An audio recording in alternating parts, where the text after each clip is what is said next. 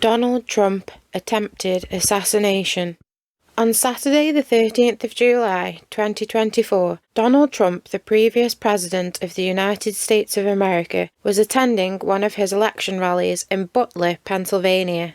He had not long been on stage before his speech was cut short when a gunman unloaded upon him and the nearby audience.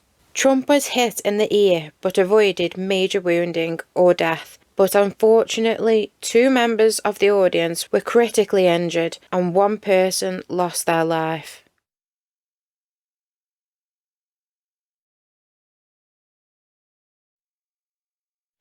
This shocking scene unfolded live on TV for everyone watching to see. Mr. Trump was seen dropping down behind his podium after grabbing his injured ear for cover, whilst his Secret Service personnel rushed to the stage and a quick panic ensued while they waited to hear if the gunman was taken down, which he was.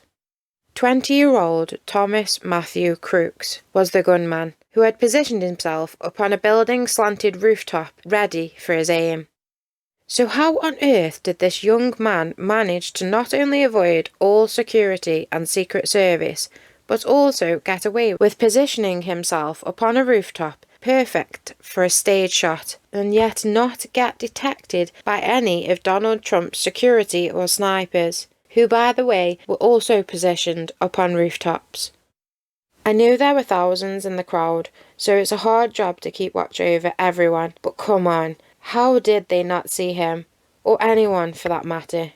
Perhaps they did. Was this incompetence of Trump's Secret Service or law enforcement? Was it just a tragic incident, or could it have been something more suspicious? I guess we will probably never know, with the gunman being taken out by a sniper. This all went down in front of thousands of spectators and anyone who was watching live at home. Potentially millions or more. And it's actually scary to me just how many people do not realise the severity of this.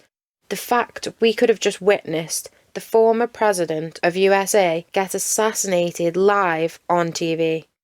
I dread to think of all the sick jokes and memes that have been made from this because, well, that's what people do. Instead of actually thinking about it and if it had happened, what that would have meant for America and its future.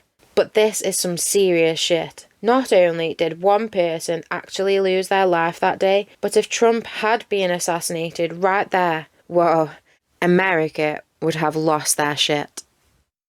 I know many people hate the man, but my God, does he have some hardcore supporters who would love nothing more than to see him run the country again. Trumpism is a political movement in the United States that comprises the political ideologies associated with Donald Trump and his political base. Some may be known as Trumpists or Trumpians, but I don't really recall hearing those, to be honest. I'm sure his supporters do have names, but I don't know, I just wanted to pop that in there. His famous phrase, MAGA, Make America Great Again. The love for Donald Trump runs deep in his fan base and supporters. The shooting took place 2 days before the July 15th start of the 2024 Republican National Convention in Milwaukee, Wisconsin, where Trump did attend along with an ear bandage. This was actually the second attempt at violence towards Mr. Trump during one of his rallies. The first time was back in 2016 when a man attempted to disarm a security officer in Las Vegas. I will be honest, with how much hatred I've seen over the years for Trump, I'm actually surprised there has not been more attempts of violence made towards him. I mean, he does love to attract attention, and a lot of the time, by saying very contentious and provoking remarks or speeches. Even after the attempt on his life, his response to the crowd, when he managed to get up and get his shoes on, was to clench his fist and shout, "Fight, fight, fight." So we gotta move to the bus. Let me get my shoes. Okay, watch out. Wait.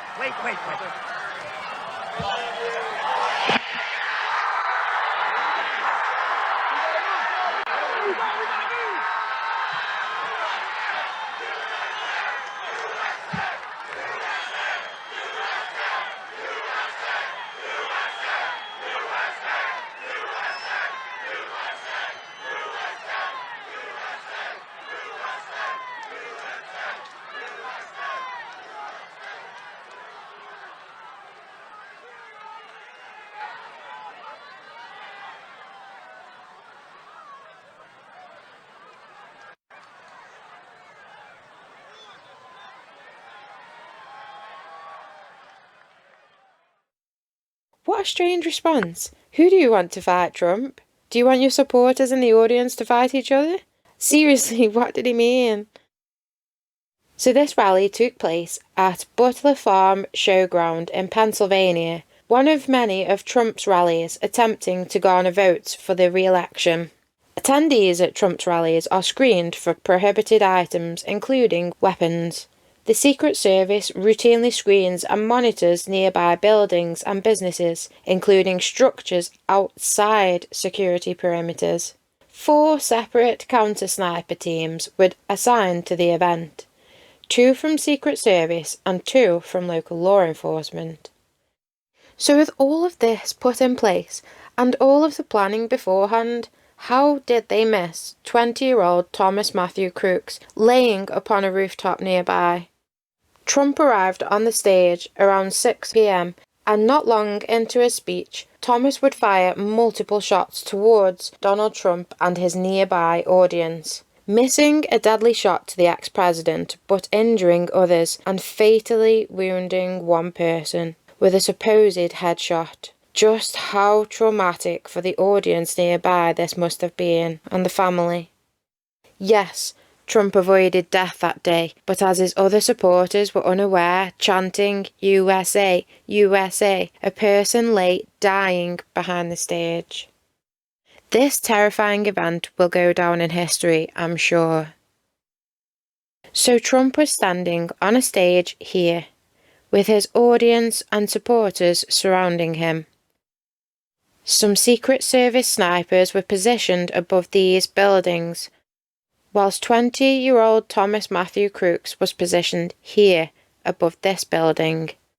So if he had a perfect line of fire from this building, which is close enough, around 450 feet or 150 yards away, for him to shoot at the crowd, how was he missed? Was this incompetence or something else?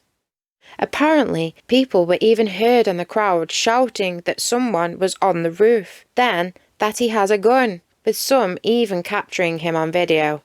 Look, they're all pointing. The Atlantic, maybe the Pacific. Yeah, someone's on top of the roof. Look. There he is right there. Right there, see him? He's laying down, see him? Yeah, he's laying down. And son, I'm here with you fighting like hell to get a Senate. What's happening? And to make sure we take back the White House, because if we do, we're going to make America better than ever before. We're going to make it. Yeah, look. There he is. Easy, because we have millions and millions of people in our country that shouldn't be here. Dangerous people. Criminals. We have criminals. He's on the roof. He's drug dealers. We have people that should not be here. Right on the roof. It's much tougher than it He happens. went right on the roof again.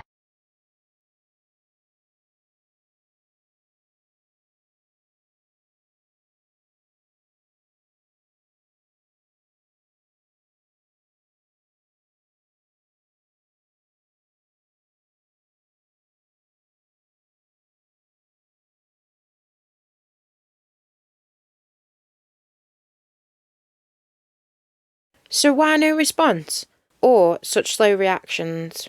Why was the perimeter not widened when securing this venue? How did he manage to scale a building and position himself without the Secret Service knowing? Apparently Thomas had purchased a 5-foot ladder along with 50 rounds of ammunition and bomb-making materials. Sounds like he wasn't quite sure what he was doing, but he had stuff there to aid him. Before heading to Trump's Pennsylvania rally in his Hyundai. Now, Thomas had managed to avoid the security screening put in place as he was outside of the rally's security perimeter, but apparently he had been noted as suspicious that day before the shooting, as he was seen by various people, including law enforcement apparently. It actually boggles my mind that they believed this building was far enough away to not need security measures. Well, clearly they were wrong. Was this ineptness? Were people just not doing their jobs right?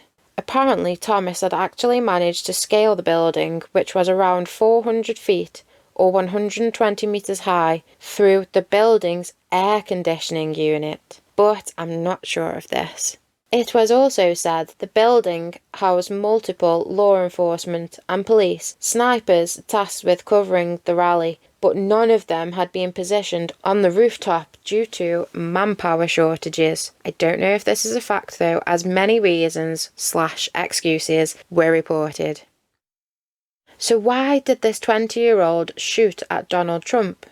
Matthew Thomas Crooks from Bethel Park, Pennsylvania, around an hour from the rally venue in Butler, was believed to have acted alone that fateful day. The gun used in the shooting was actually legally purchased by Thomas's father. That day he actually asked his father if he could borrow his rifle. With whatever unknown reason for asking for it, his father would agree and hand his son the very gun which would only hours later shoot Donald Trump and 3 others.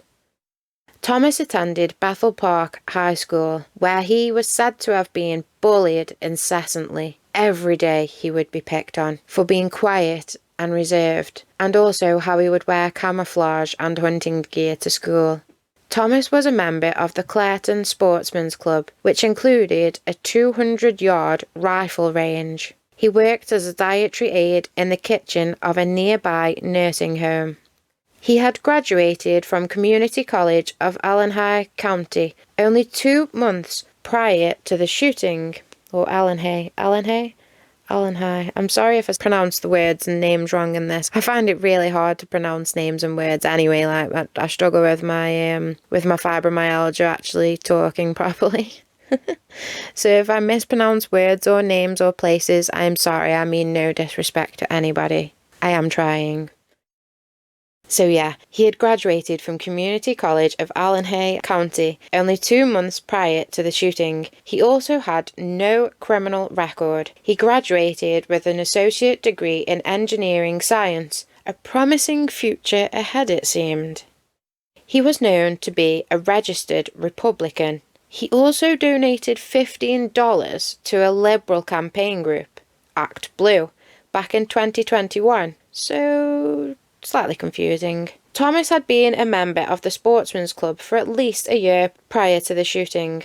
The club is based south of Pittsburgh and is apparently one of the premier shooting facilities in the tri-state area of Pennsylvania, Ohio, and West Virginia, and has more than 2,000 members. It has multiple gun ranges, including a high-power rifle facility with targets up to 171 meters away. Perfect practice.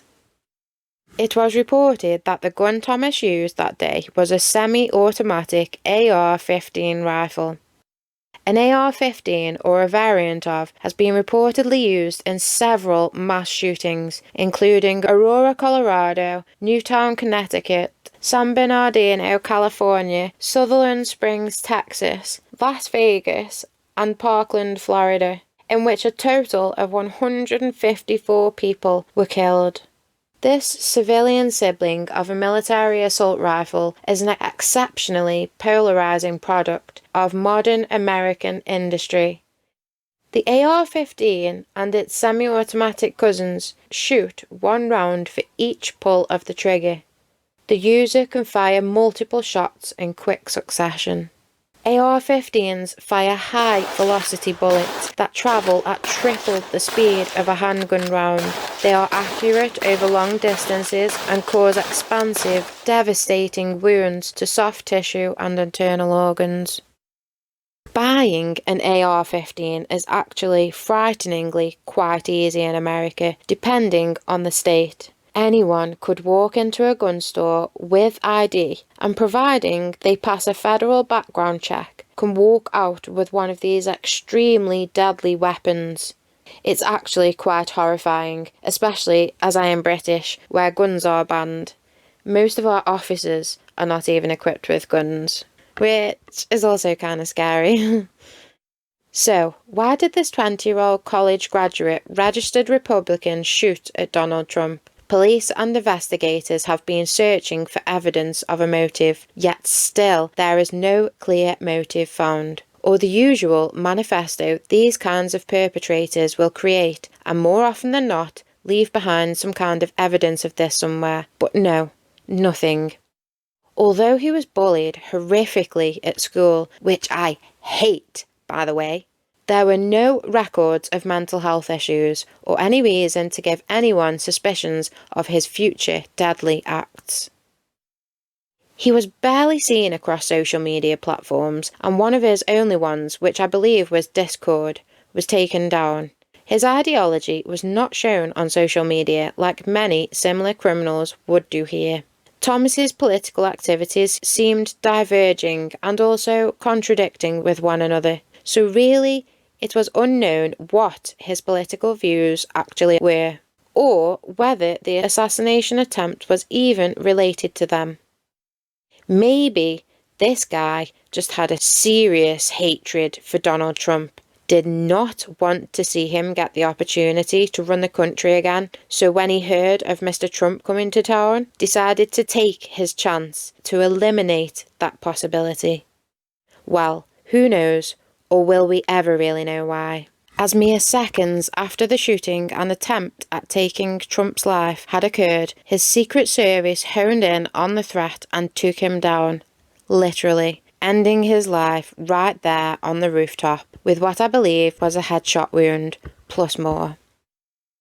But not before Thomas had managed to not only take a part of Donald Trump's ear, but also injure others and take one person's life. David Dutch, a 57-year-old man, was shot in the liver and chest and had to undergo multiple surgeries to save his life. James Copenhaver, a 74-year-old man, was also shot, and apparently a bullet was said to have grazed his nephew's neck. So scary. They were actually the lucky ones, as tragically Corey Competence, aged 50, was shot and killed by a supposed headshot right there and then in front of everyone and his family. Which makes me so sad, hearing the crowd chant USA, USA, and seeing Trump shout fight, fight, as this man lay dying behind. All the focus was on Mr. Trump and his ear. Corey, the man who sadly lost his life that day at Butler Farm Showground on Saturday, the 13th of July 2024, was from Pennsylvania. He worked as a project and tooling manager. He was also a volunteer firefighter in Buffalo Township. According to his family and witnesses, he died while shielding his wife and daughters from the incoming gunfire. Ugh, what an absolute hero, Corey. An amazing father, and what most fathers hope and believe they would do if faced with such a horrifying situation. Let's not forget who was injured and who was lost that day.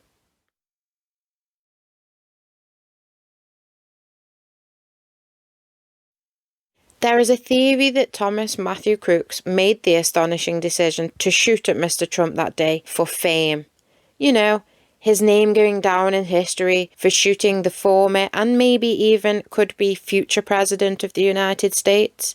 Trump already garnering more votes because of the acts of Mr. Crooks, like for example, some of the victims to the attack Corey's friends who have said they will now be voting for Trump purely because of their friend dying in support of him.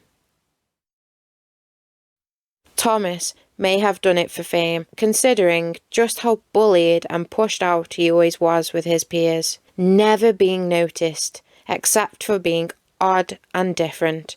For example, he would continue to wear a face mask way after restrictions were loosened or dropped, and most people had stopped wearing one. Some may think, so what?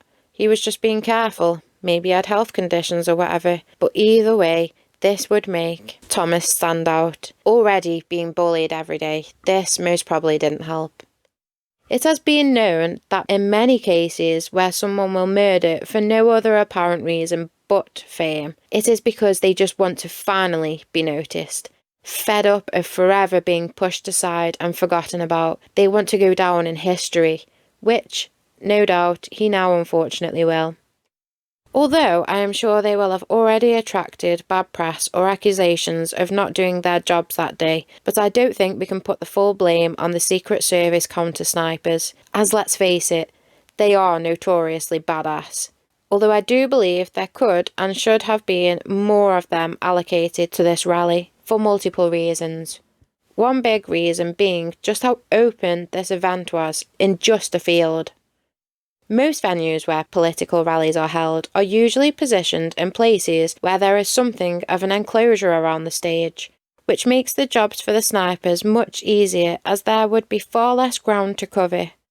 Unlike the open-sided Pennsylvanian flatland setup they had on Saturday the 13th of July. Another reason I feel the blame should not be focused on the rooftop snipers and their response is because the very building that Mr. Crooks used to access the adjacent rooftop was actually known to be swarming with local law enforcement, even including a SWAT team. So this building was not something or somewhere the snipers were concerned with due to the high volume of law enforcement who should have been constantly scouring the perimeter of that building and the surrounding area, or so you would think.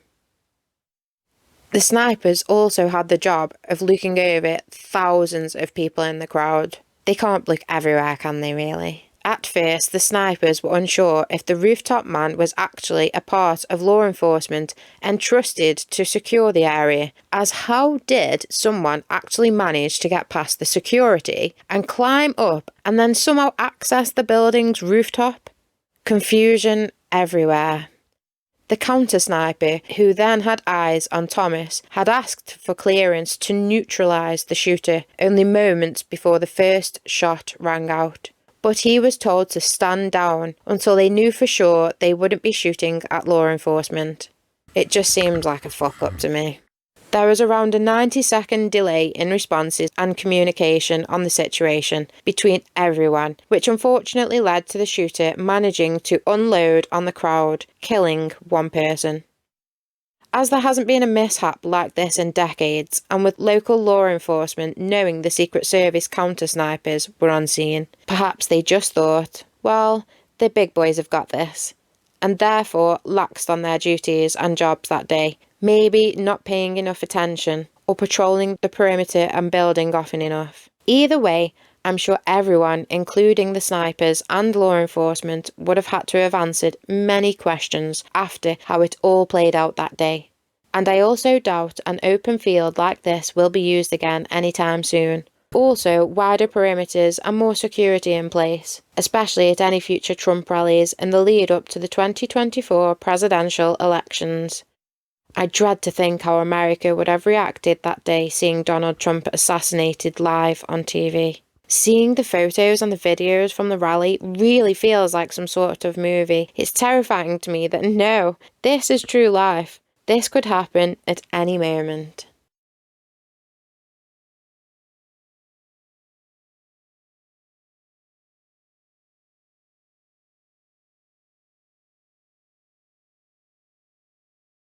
My thoughts are with Corey's loved ones after such a horrific event, where cries for help were masked by cheers for Trump. Let's forget about the scumbag Crooks and think about the man who should go down in history, the man, the father, the hero that saved his family that day, 50-year-old Corey Competence. I really hope I pronounced the name right. I was pronouncing it differently before and then I looked on a video and he said it like this, so I just copied that. But I'm really unsure if that's how you actually pronounce it, so I'm sorry if that's wrong. Let's hope any future rallies or political events are much less action-packed. Thank you all for watching and subscribing to my channel. Please give this video a little like if you enjoyed it and subscribe for more. Thank you so much. Random Jam.